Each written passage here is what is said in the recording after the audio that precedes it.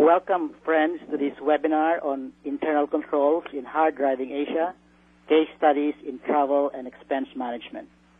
My name is Cesar Bacani, and I'm the Editor-in-Chief of CFO Innovation Asia. With us today are Anupam Bhattacharya, Regional CFO, Pan-C Region, Monsanto Singapore Company Private Limited, and Boni Botha, Head of Business Development for Concur in Southeast Asia. Monsanto, as you may know, is a U.S. multinational agricultural company. It was fined in 2005 in connection with alleged non-compliance with the U.S. Foreign Corrupt Practices Act, or FCPA, in a Southeast Asian country. This highlights the hard-driving nature of business in Asia, where business people sometimes resort to shortcuts to make the most of growth opportunities in this region. Having gone through the fire, Anupam is very well placed to talk to us today about Monsanto's experience in building a best practice travel and expenses control system in relation to FCPA compliance and fraud management and cost management in general. Equally important, he will also share how the company is making sure the human element does not circumvent the internal control systems now in place in Monsanto. Ladies and gentlemen, let's hear first from Anupam. Thank you, Cesar. Good afternoon, everybody. It is a pleasure to deliver a presentation on Monsanto's T&E control systems. To start off, let me give you all a brief description regarding Monsanto. So we are a leading global agricultural company listed on the New York Stock Exchange with annual revenues of approximately $12 billion US. We are also a technology company and help farmers produce more while conserving more. And how we do that is help them to increase yield from the limited supply of land that we have. Our vision and mission statement says produce more, conserve more, and improve farmers' lives. We also play a major role in reducing agriculture's impact on our environment. And of course, we have our pledge statement, which guides our commitment to acting responsibly and with integrity and ethically in all our business dealings. Coming to the next slide, I'd like to start my presentation by giving a brief idea on the Foreign Corrupt Practices Act, or the FCPA, as we call it. So what is the FCPA? This is a U.S. law which was enacted in 1977. It has very rigorous requirements regarding anti-bribery provisions and also lays out the accounting standards and internal control provisions that all U.S. companies must comply with. The Act is enforced by two U.S. government agencies, the DOJ, or the Department of Justice, and the Securities and Exchange Commission, or the SEC. There are very strict criminal and civil liabilities for persons violating the Act. Also, the criminal and civil penalties cover individuals as well as corporates. Coming to the next slide, I'd like to share a little bit of the background why we are so careful about complying with the FCPA, and also why we have implemented some very strict control systems internally to manage expenses. Travel is a major part of that. So starting off with the background, Monsanto was the subject of an investigation by the DOJ regarding some business practices that violated the FCPA in a country in Southeast Asia. There were long investigations by the DOJ, which included a very thorough review of our internal control systems regarding payments and expenses, and cash payments were specially scrutinized. A thorough review and implementation of control improvements that the investigation recommended was carried out internally by our finance and legal leadership teams.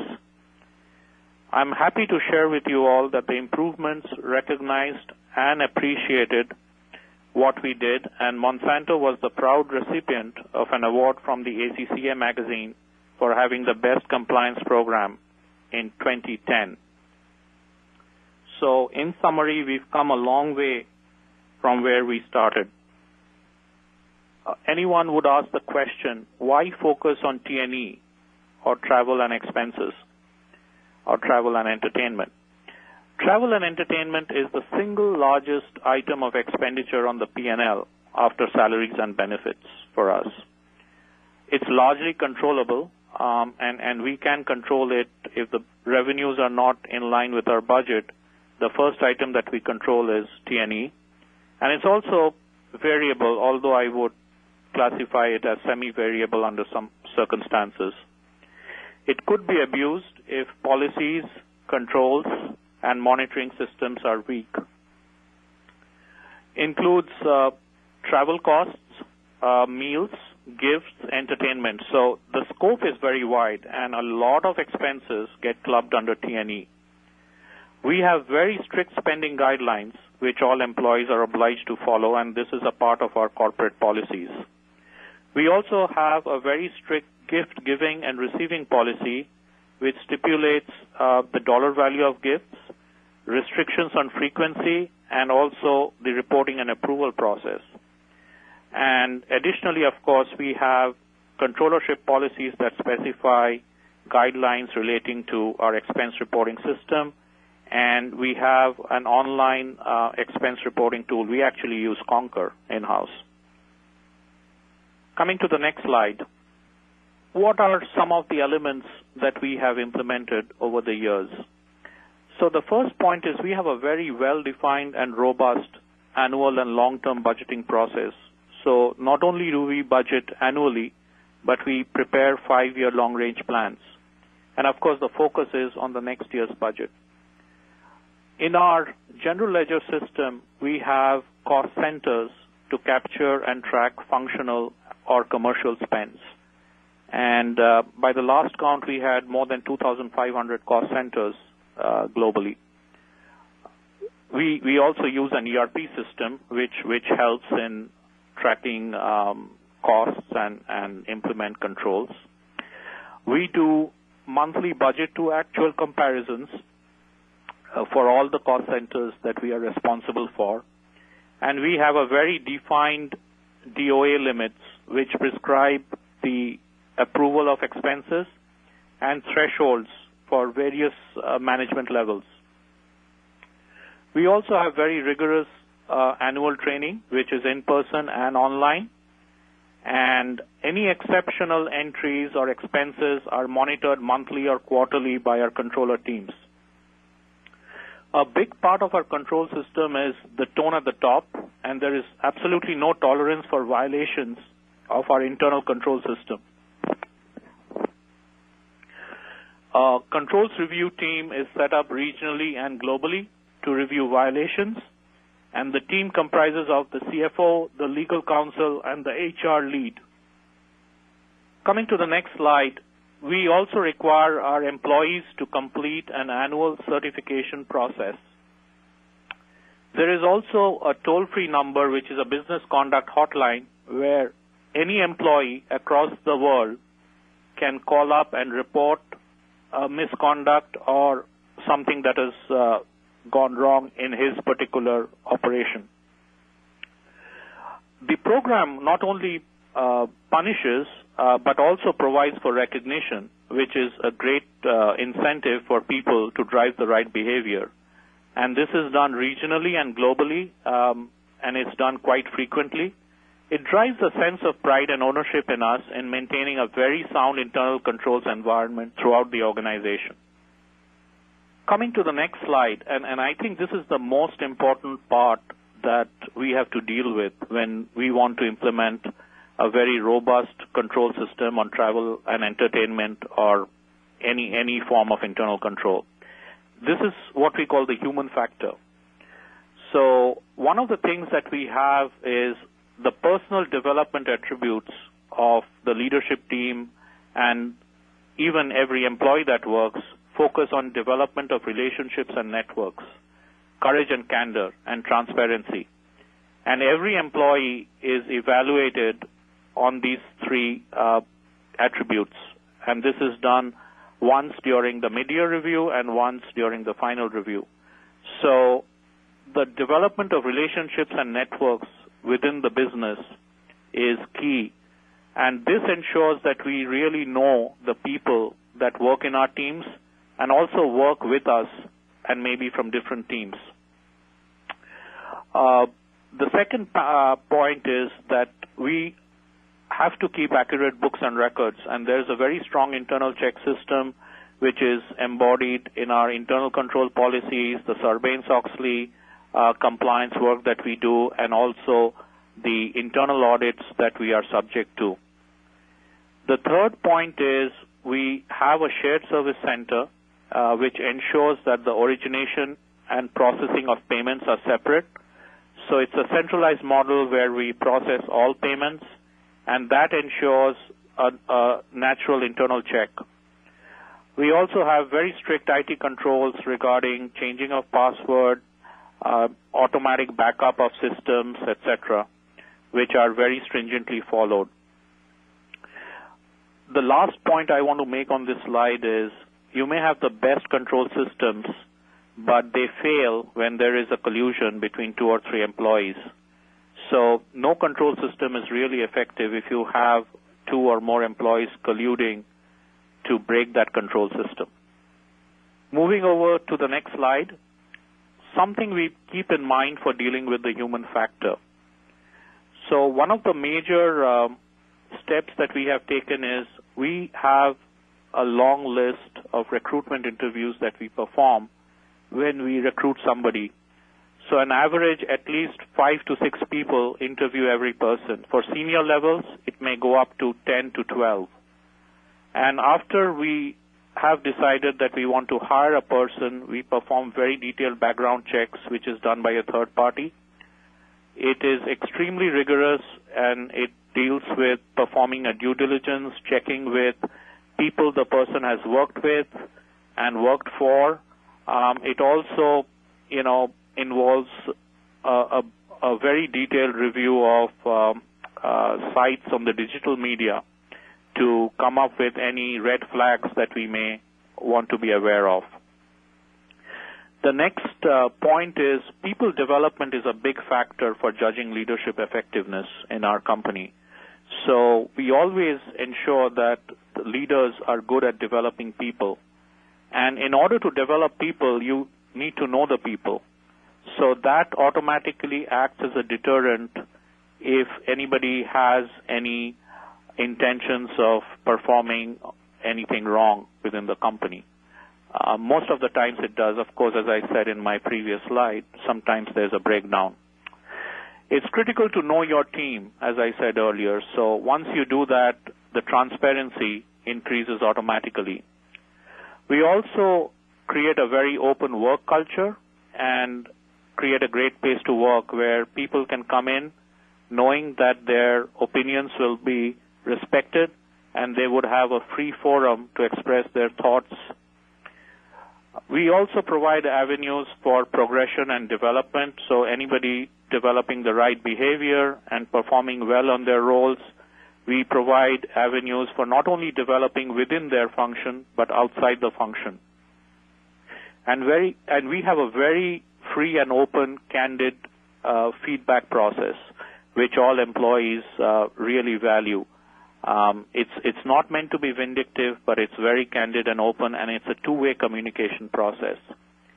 The last item is we have periodic training, which is online, video-based, or in-person, and this basically creates a level of awareness that is truly great. And ultimately, the leadership's motto is to create a great place to work within the company. That's all I have to say. I will now hand it over to Caesar, and in case he has any questions, we will really appreciate it. Thank you for your time. Thank you, Anupam, for that great presentation. Before we move on to Boni, I would like to remind all participants, if you have any questions, please type your questions question into the text area labeled Ask a Question below the presentation window, and then click the Submit button. You may submit the questions at any time during the webcast. We will address as many questions as time permits after our presenters' prepared remarks. Let us now move on to our second presenter, Bonnie Botha from Concur. Bonnie will discuss Concur's solutions to travel and expenses issues, not only as they relate to FCPA compliance, but to the entire gamut of financial management and business performance management. Concur, as you may know, offers end-to-end travel and expense management solutions to companies in Asia and the rest of the world, including, as we have heard from Anupam, Monsanto itself. Bonnie? Thank you, Cesar, for the introduction. I appreciate the opportunity to provide some perspective on how we have seen organizations in Asia and across the globe employ automation to maintain internal controls, drive compliance, and reduce costs within their travel and expense programs.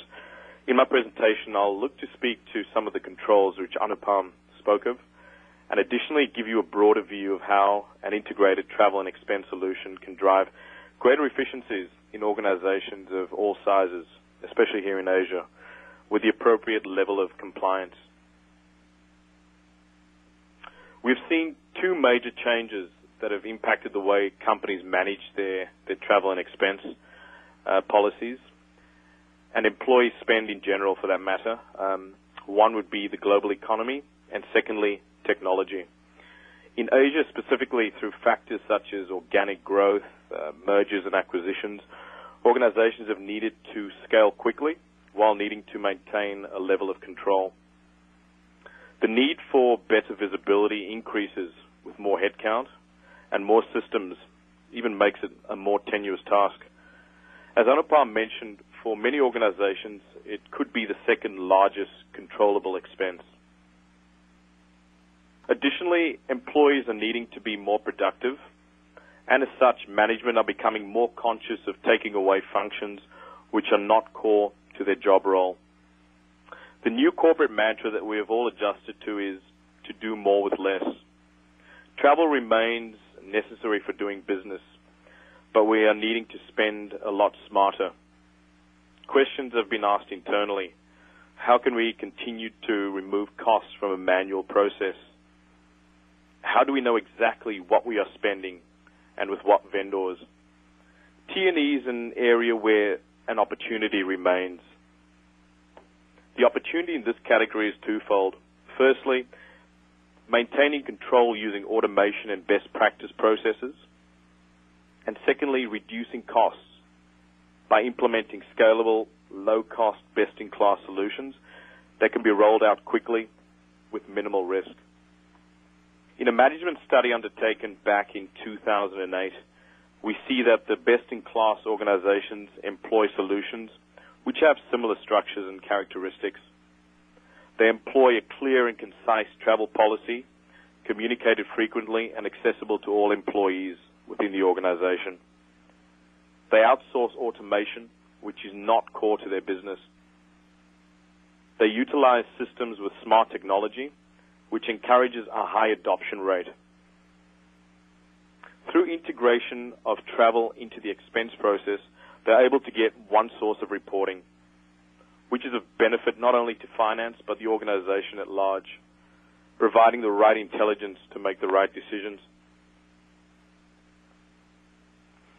We have come a long way, I think, with managing the travel and expense process, and the typical manual methods have been replaced with processes that enhance controls, adhere to specific regulatory requirements, and provide a level of compliance, which through manual enforcement, I think would be a challenge to maintain.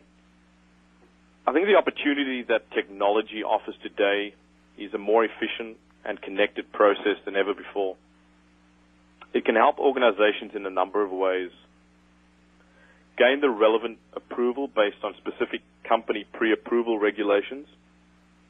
Communicate and enforce policy compliance. Thirdly, I'd say reduce the number of people that need to touch the expense report.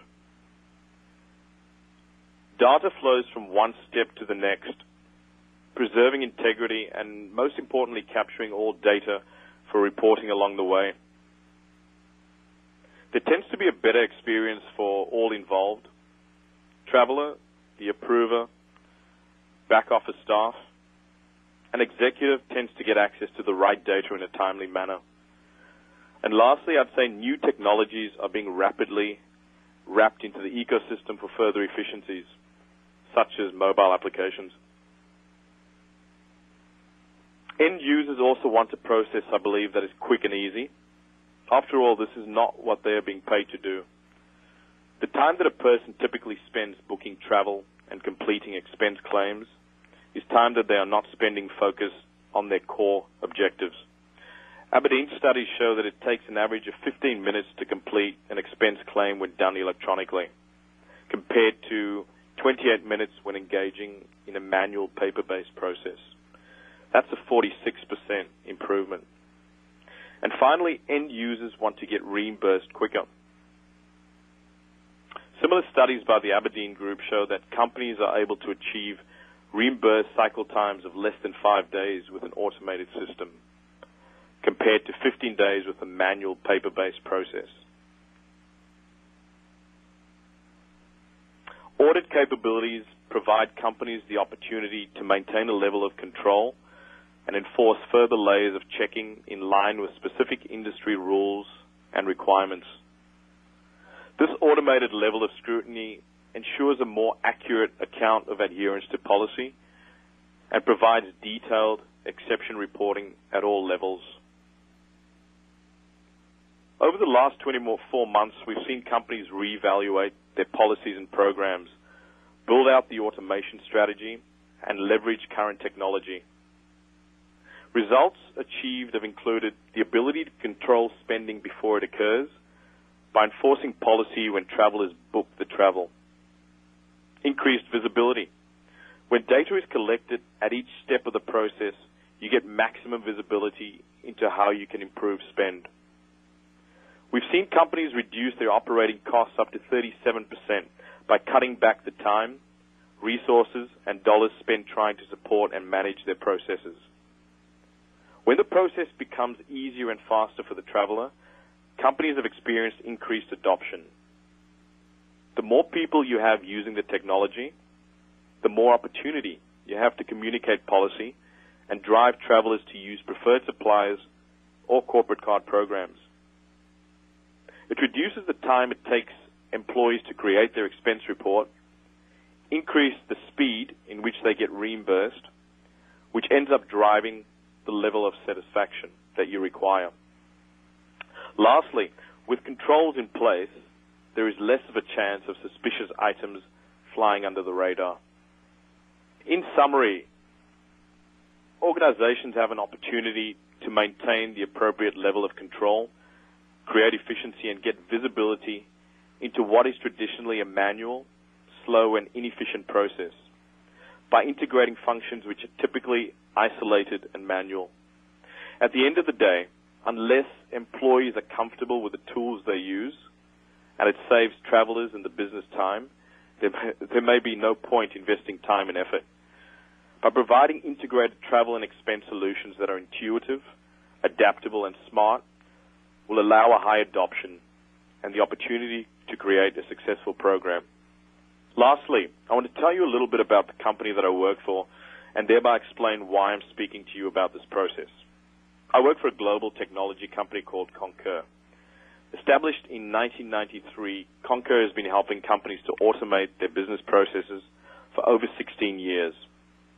Concur's end-to-end processes seamlessly combine online travel booking with automated expense reporting. With over 13,000 customers throughout more than 94 countries, Concur is widely recognized as the world's leading provider of on-demand employee spend management services. Our customers range in size from a 10-person company through to a blue-chip Fortune 500 company, and our client retention rate is over 96%. In order to make our services affordable for companies of all sizes, Concur utilizes an on-demand business service model. The real strength is that behind the products, we are a service company, not just a software provider. We are passionate about successfully getting organizations up and running, and we recognize that often this is a change that needs to be managed well to be successful.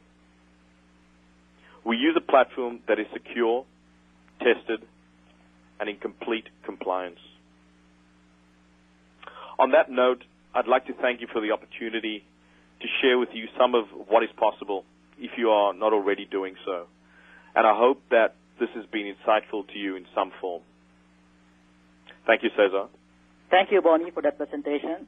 Before we open the floor to question and answer session, may I remind participants to please type your question into the text area labeled Ask a Question below the presentation window and then click the Submit button. Anupam, we have a question here about how the Concur software is situated within your the compliance program that you have. How does it work? For example, you mentioned strict spending guidelines and strict gift giving and receiving policy. How is that operationalized in the context of the software? Great question, Cesar. So we really don't have gifts tagged as an item of exception in Concur, but what we do is we have trained people who process expense claims to look out for the word gift when they review the expense reports. And whenever there's a gift, they are trained to sort of look out for approval levels, whether we have taken approvals from the business conduct work group when a gift to a government official is recorded. The thing that we do through Concur software is the software automatically recognizes cash expenses, which doesn't go through our corporate card, and it flags to the approver that there's a cash expense, and the approver needs to be really careful in approving cash expenses. Anything above $100 of cash is a red flag, and immediately there needs to be an investigation of why that expense was incurred in cash and what sort of supporting documents are there to support that expense. So that's what we have Concur relating to expenses, really. So the software is actually used to alert you on certain transactions that are inputted into the software. That's correct. Okay. How about in terms of credit limits and spending limits and so on? If somebody puts in $100,000 US, that's probably going to be an alert? Oh, so that's a very good question again. So the software is sort of linked to your delegation of authority matrix. So it automatically goes to the level where the person is permitted to approve. So, for example, if my authority is I can approve expenses up to $20,000 per report. If the expense is $25,000, it will go to the next level. It will not come to me. So the software recognizes automatically to which level it should go to. Excellent. Here's another question. Given the strict guidelines that you have, is the speed and flexibility of the organization of the business affected, especially in Asia, where you really have to move fast because there's so many opportunities and there's so many competitors? Do you find that Monsanto is not perhaps capitalizing on all the opportunities presented to it? Another great question, Cesar. So initially, when we implemented all these guidelines, there was some resistance because people felt that the company was being bureaucratic. So what we did was really had a lot of brainstorming sessions and focus group sessions with the employees, explaining to them the rationale of why we are doing this. And this was especially after the 2005 incident. So once they understood the logic of why we were doing it, they realized that this was not bureaucracy, but meant to protect the reputation of the company.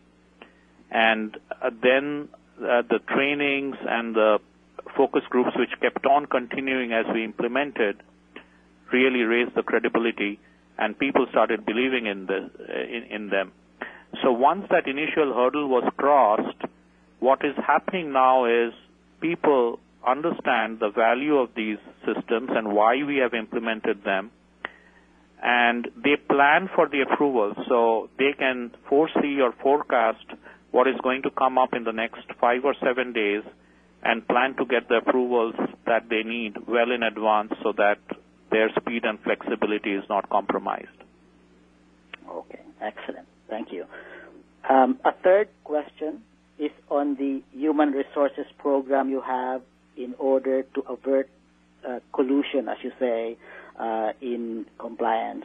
How is it working out? Again, it does seem like your flexibility and speed might be compromised because of all the interviews and detailed background checks and all the training and so on. How does it affect the efficiency of the company?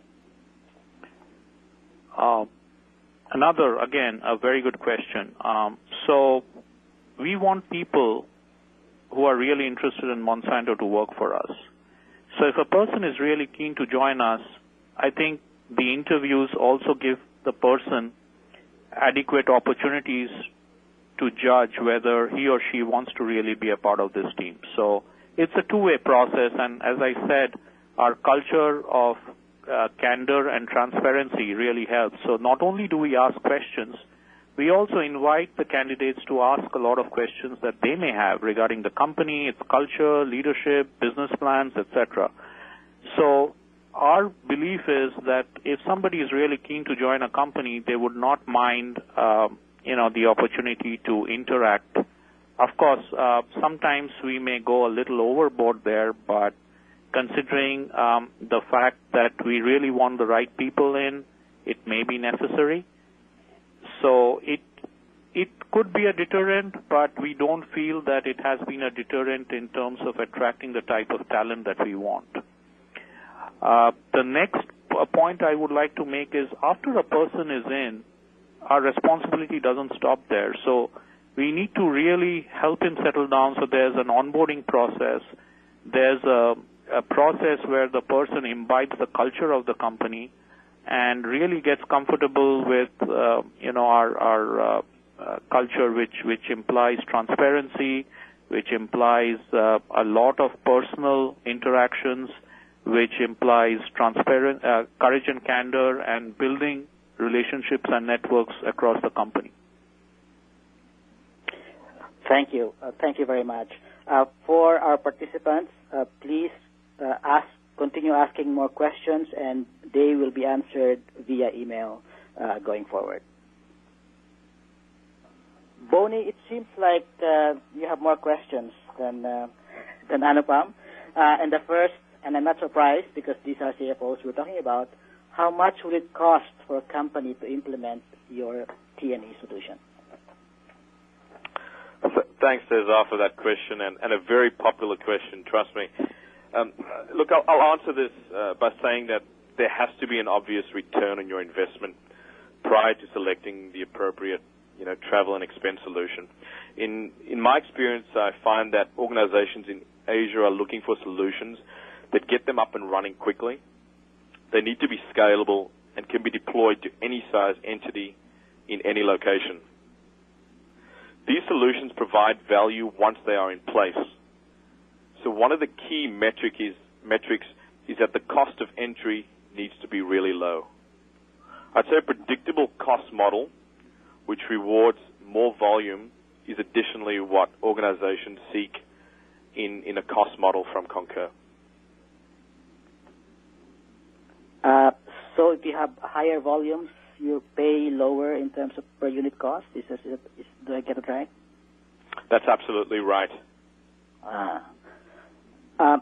Because if I understood correctly, what will happen is that you, Concur, will be processing whatever it is that are inputted by the employee, and then whoever it is at the client company will be able to access that, right?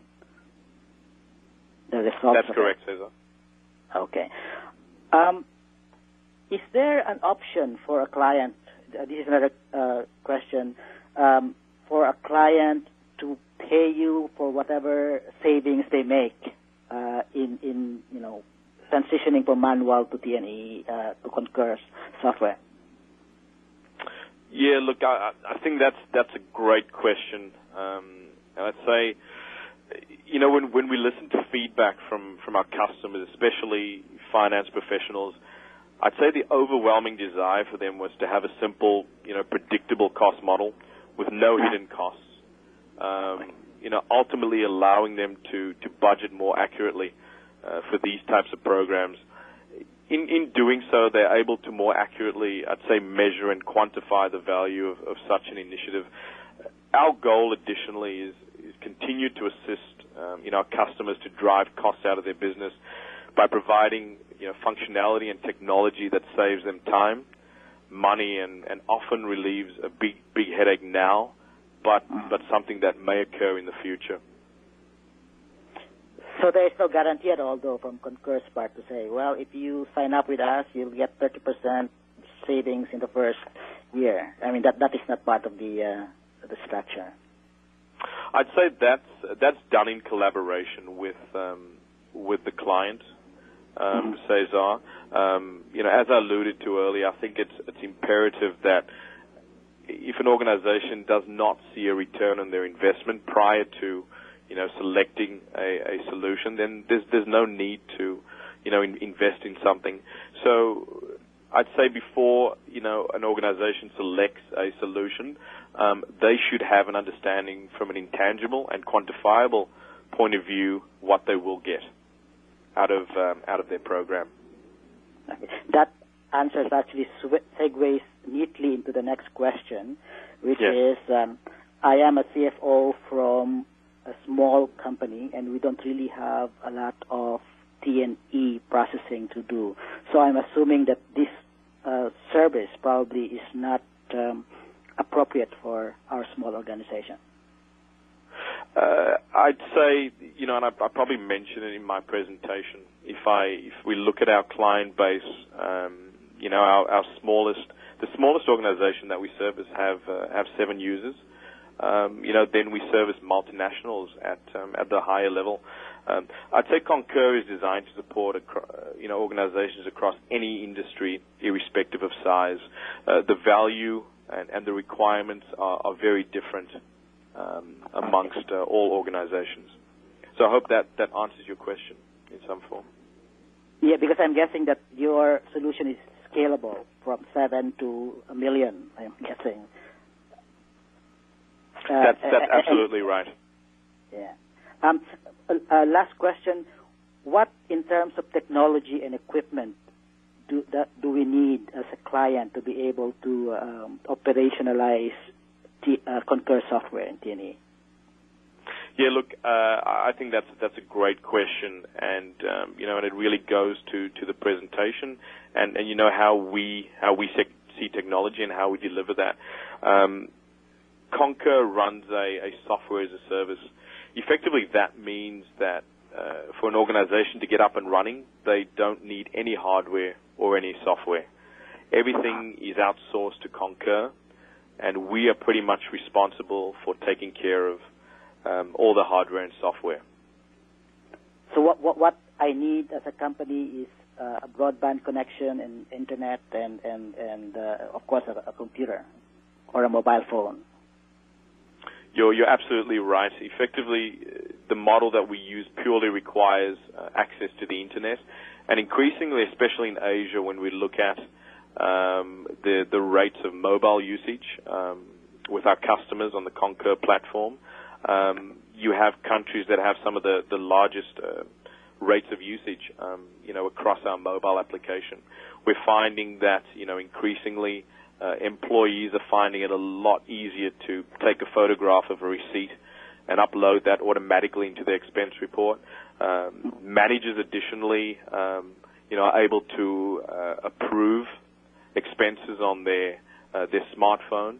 And I'd say over time, you know, this is where we see, you know, most of the use of integrated travel and expense occurring on the smartphone. Okay. This is the last question. It's not from any CFO. It comes from me because it just occurred to me, security. If it is an SaaS software as a service, aren't there security implications here where other people might be able to see what my travel and expenses are like outside of the company, for example? Yeah, look, I think that's a question that should be asked by everyone when they engage with a prospective organization they're looking to do business with. Concur adheres to a strict level of data protection. We are ISO certified, against our technology, and we provide the right level of security required by these organizations. Additionally, our service is modeled on Sarbanes-Oxley. So within the system, you have things like audit trails, which pick up, anytime someone touches the system. So these elements, I think, are very important and something you should ask a prospective organization as you look to investigate their solutions a lot more. Excellent. We have run out of time, but please continue asking questions and typing them into the box, and they will be answered in due course. Thank you so much for participating in this webinar. It is clear that travel and expenses management is a key cost management issue among Asian companies. The second biggest expense, as Anupam had alluded to, and not only for cost management, but equally important for compliance with internal policies and the FCPA and other anti-bribery and corruption regulations. Thank you, and we hope you will continue supporting these webinars by CFO Innovation Asia. We hope you enjoyed this webinar from CFO Innovation Asia. For more insights and information on finance and management in Asia, please visit www.cfoinnovation.com. Thank you for listening.